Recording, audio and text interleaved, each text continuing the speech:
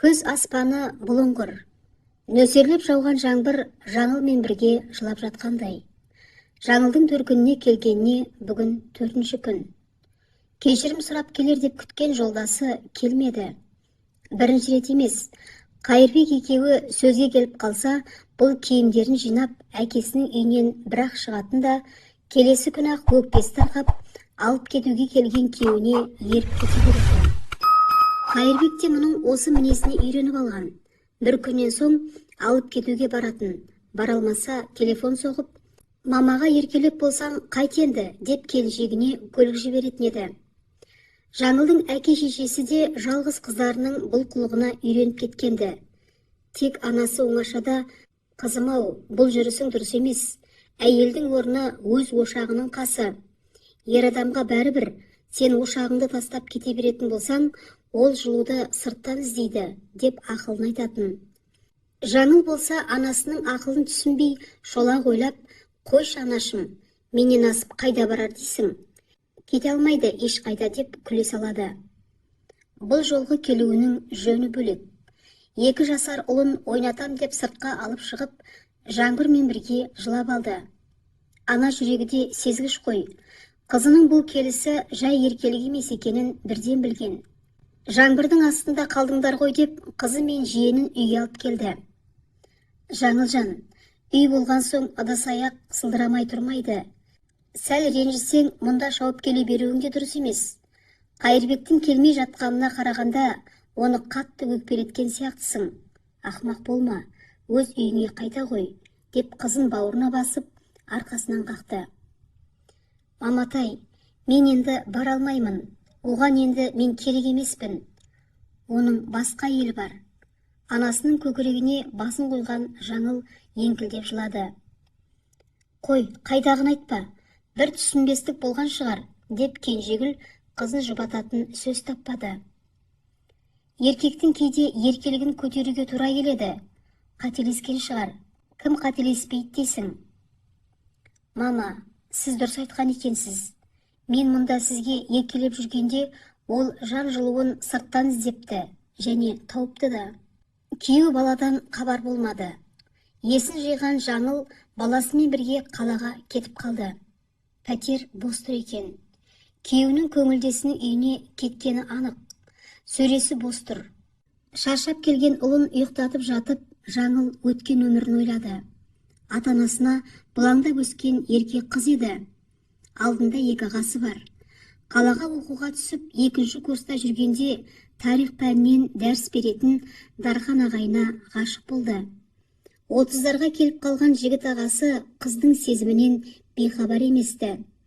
Отбасылы бола тұра өзіне ғашық қыздың жанынан табылуға тырысты. Емтихандарына көмектесіп, керек ақпараттарын тауып беріп, тіпті бірге кофе ішуге де шақырып жүрді. Әйелі жанына бірінен соң бірін 2 ұл туған соң толқысып кеткендіктен оған бұрынғыдай қарамайтын болды. Жаңыл кездескелі бәрін ұмытты. Ал Жаңыл болса, сүйгенінің әйелі, бала шағасы бәрін біле тұра, албырттық пен өмір бойы өкіндіретін қателікке бой алдырды. Бір күні сабақтан шығып, саябақта демалып отырған. Жанына ұзын бойлы, аққұба келген бейтаныс келіншек келді. Кешіріңіз, сіз Жаңылсыз ба? Иә, сіз кімсіз? Жаңыл, менің есімім Жанна, Дарханның әйелімін. Сені әдейі іздеп келдім. Бір жағы таң қалып, бір жағы ұялып, Жаңыл төмен қарады. Иә, сен өте жассың. Мүмкін қателесіп жүрген шығарсың. Дарханның 2 ұлы бар. Олар әлі кішкентай. Оларды әкелерінен айыра көрме. Дарханды ұмыт, жайына қалдыр, деді. Оның осыншалықты сабырлы сөйлеп тұрғанына Жаңыл қатты таңданды.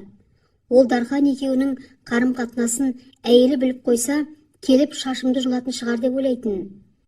Жанна бұның үндемей қалғанын қатесін түсіндіге жорып, сенің бар өмірің алда, әлі бақытты боласың. Тек Дарханды жайына қалдыр, деді де кетуге ыңғайланды. Жаңыл болса, жоқ, Дархан мені сүйеді. Сіздің қасыңызда тек балалар үшін ғана жүр, деді албырттықпен. Жанна мұны аяғандай болып басын шайқады. Шынымен бұл ісіміз ақмақтық па? Жаңылдың ақылы жанына кетіп қалғасын кірді. Қандай ақылды ел? Мен оның орнында болсам шыдай алмас едім. Жаңыл үйіне келді. Ол үлкен ағасы мен жеңгесінің үйінде тұратын. Сол жағдайдан кейін Дархан да бұған келуін сиретті. Бұл да мазасы болмай жүрген. Сабағы да жайына қалды. Бір күні сабағынан сұранып үйіне келген. Өзінен өзі басы айналып лоқсып құса берді. Қыз бойындағы өзгерісті жеңгесі де байқап жүрген екен. Дәріханадан сынама тес алдырып, Жаңылдың аяғы ауыр екеніне көз жетті. Ермек келген бойда қарындасың бұзылған, біздің атымызға кір келтіретін болды, деп ерінің көгіліне қарамай бар білгенін жайып салды. Ермек білдей бір мекеменің бастығы болатын. Жалғыз қарындасының абыройдан жұрдай болғаны ел алдындағы беделінен айыратынын білді. Қарындасын қорқытып, жігіттің кім екенін біліп алды да, Дарханды университеттен шығартып, соттатып жіберді. Ал жеңгесі Сая болса, Жаңылды еркінен тыс емханаға апарып түсік жасатты. Бала жайында үшеуінен басқа ешкімде білмейтін. Тіпті Дарханда бейхабар болған. Тек жоғары жақта көкелері бар Ермектің қыз зорлады деген айып тағуымен 5 жылға сотталып кете барды. Оған араша түсетін шама Жаңылды қайдан болсын? Әке шешем біліп қоймаса екен деп қорқынышпен жүрген ол іштен тынуға мәжбүр болды. Бұл оқиға жайлап ұмтыла бастаған еді. Бір күні Жаңыл сабақтан келе жатып, үйінің алдында бір әйелдің отырғанын көрді. Жақындай келе әйелді танып, жүрегі мұздап сала берді. Ол Жанна еді. Арсыз, күйеуімді пайдаланып, енді түк болмағандай сайрандап жүрсің бе? Мен саған айттым ғой, 2 сәбиімнің қандай жазығы бар еді. Жалғыз Дарханның ғана емес, менің де балаларымның да өмірін құрттың. Сенің кесірінен мен жесір, 2 балам жетім қалды, деп Жанна 2 бетін басып, ағыл тегіл жылады. Жаңыл оны жұбатардан бұрын естіген сөзіне өзі де сене алмады. Дарханды өлді деуге қимайды. Мен сені қарғамаймын, бірақ көз жасымыз далаға кетпес, деген Жанна жүріп кетті. Содан бері қанша жыл өтсе де, Жаннаның сол сөзі көкейінен кеткен емес. Көз жасы далаға кетпес дегені дәл қазіргі жағдайына келетін сияқты. Бұлдай кезінде біреудің отбасын ойрандады. Енді бұның да шаңырағы шайқалды. Өткен іске өкініп, бір жағынан күйеуін сағынған Жаңыл көз жасына ерік берді. Дарханның қазасы жайында кейінірек курстас қыздарынан естіді. Түрмедегі азапқа, бір жағынан өзіне тағылған жалаға шыдай алмай, өзіне қол жұмсапты. Оны естіп Жаңыл өз-өзіне келе алмай біраз жүрді. Оқуын бітіріп, жұмысқа тұратын жылы Қайырбекпен танысты. 4 жыл қатал аға мен Қатыгез жеңгенің қамауынан құтылғанша асыққан Жаңыл, Қайырбек ұсыныс айтқанда бірден келісіп кете берді. 1 жыл өтпей, өмірге ұлдары Нұр перзент келді. Жаңыл ерке өскендіктен күйеуіне де көп еркелейтін. Ұрыстары да осы еркеліктен шығатын. Соңы Жаңылдың ауылына кетіп қалуымен тынатын. Ақымақ Жаңыл күйеуіне күл болмасаң бүл бол деп төркініне кетіп қалып жүргенде, сүйіктісі мұның еркелігін өз пайдасына жаратып жүріпті. Кезекті бір ренжісіп қалғандарында Қайырбек қатты кетті. Кететін болсаң бір жола кет. Қайтып келіп, мені мазамдалушы болма. Мені де түсініп, жағдайымды жасайтын әйел табылар. Қанша ашуланса да Қайырбек өзге әйел туралы ешқашан айтпайтын. Бұл жолғысы шектен шыққандық болды. Үнсіз қалатын Жаңыл ма? Сен сонда өзге сүйіктің бар деген келіп тұрма? Ашулы көздері күйеуін жеп қоярдай қарады. Айналайын, мен де адам баласы шығармын. Жұмыстан келсем, я тамақ дайын емес. Бір күн үйде барсың, бір күн жоқсың. Үйде болсаң да, шаршап келгенімде орынсыз қызғаныштарыңды жинап ұрсуға дайын отырасың. Жағдайыңды жасап отырсам да жақпаймын. Бұлар сенің көңілдес табуыңа сылтау емес. Иә, сылтау емес, бірақ мен шаршадым. Сенің ретсіз қызғаныштарынан, бітпейтін еркелігінен, миымды жегеніңнен шаршадым. Демалғым келеді, адам құсап. Әрі қарай ештеңе естігісі келмеген Жаңыл жылап қоя берді. Күйеуім бауырына басып жұбатар деп ойлады. Олай болмады. Ашуланған күйі Қайырбек сыртқа шығып кетті. Көз жасы тыйылып, өз-өзіне келген сәтте ұялы телефонын қолына алып еді. Қайырбектен хабарлама келіп тұр екен. Сен де менен шаршаған шығарсың. Жолың ашық. Мен де өзгені сүйемін. Кешір. Жаңылға бұл сөздер тоқ соққандай әсер етті. Жоқ, бұлай болуы мүмкін емес. Ойнап айтқан шығар. Қайырбек маған опасыздық жасамайды. Ойы 10 саққа бөлініп, кеуіне қайта-қайта қоңырау шалды. Өшірулі. Сол түні Қайырбек үйіне қонған жоқ. Кейде жақыным деп санаған, жақсы көрген адамың бірақ сәтте бөтен адамға айналып шыға келеді. Өзің де сенгің келмейді. Бірақ өмірдің заңы солай. Жаңылға да Қайырбектің басқаға кетуі дәл солай әсер етті. Алғашқы махаббатын енді ұмытып, көңілі қайғыланып жүргенде жолығып, өміріне жаңа нұр сепкендей болып еді Қайырбегі.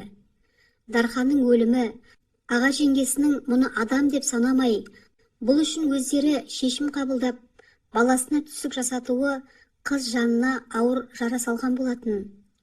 Содан кейін бұл өмірде әділдік, мейірім бар дегенге жүрегі әсте сенбейтін. Қатыгез ортада жүрген Жаңыл үшін анасының құшағы мен Қайырбектің шын көңілі ғана болашаққа деген үмітін оятып, арман шырағын қайта жаққандай еді. Бәрі жақсы еді ғой. Әлде бұл бақытын бар кезінде бағалай алмады ма? Көз жасы көл болған Жаңыл ауылына барып, ана құшағынан пана іздеген еді. Бірақ ішіне сыйған қыз сыртына сыймайтынын түсініп, қалаға қайтып келді. Ұлын балабақшаға орналастырып, өзі үйіне жақын жердегі дәмханаға даяшы болып жұмысқа тұрды. Көрікті, сымбатты келіншекке клиенттердің көзі түсіп, еңбегін деп ақшаны артығымен төлеп кететін. Жеңіл ойлыларды да байқады. Бірақ жұмыстан шықсам да арымды таптатпаймын деп ондайлардың бетін қайтарып тастап жүрді. Клиенттермен сөзге келген үшін бастығынан ескерту де сөгісті естіді. Ондай күндері үйіне келіп ағыл-тегіл жылайтын. Қасыңда күйеуің болмаса, көрінгеннің мазағы болу оп-оңай екен деп тағдырынан алайтын. Бір күні соттан қағаз келді. Қайырбек екеуінің ажырасуы жөнінде сотқа шақырылыпты. Өзінің әлсіздігін білдіртпеу үшін қарсы болмады. Сотқа қатысып, өз талаптарын нығарлап айтты. Ортақ пәтерлері ұлымен бірге болғандықтан Жаңылда қалды. Жалғызбасты екенін алға тартып, дүние мүлікті бұрынғы күйеуімен бөліспей, өзінде қалдыратын болды. Қайырбек ай сайын алимент төлеп, ұлымен қалаған уақытында кездесетін болып келісті. Сот шешіміне екі жақта риза болды. Сыртқа Қайырбек екеуі бірге шыққан. Алдарынан Қайырбектің болашақ жары күтіп алды. Таныстырмасам айып болар деген кісіше Қайырбек екеуін бір-біріне таныстырды. Жанна, бұл Жаңыл. Жаңыл, бұл Жанна, менің болашақ балаларымның анасы. Жаннаны көрген Жаңылдың көзі ұясынан шығып кете жаздады. Тағдырдың тосын сыйын қараңыз. Бетін басқан күйі Жаңыл көз алдына қарамастан жүгіре жөнелді. Жаңыл, тоқта деймін, тоқта, қайда барасың? Қайырбектің сөздерін естімеген Жаңыл такси тоқтатып мініп кетті. Не дегенмен 3 жыл отастық қой, мені біреумен бөлісу оңай тимеген шығар, деді Қайырбек. Бұл кездесу Жанна үшін де күтпеген жағдай еді. Күйеуінің қазасынан кейін Жанна 2 ұлын енесіне қалдырып, басқа қалада жұмыс жасады. Ақшасын жинап, қалаға қайтып келгесін кішігірім сән салонын ашып, өз бизнесін бастады. Ұлдары әжесі мен атасын қимай, әрі ол кісілерде ұлдарының көзі деп немерелерін жібергісі келмеді. Жаннаға ақ баталарын берген болатын.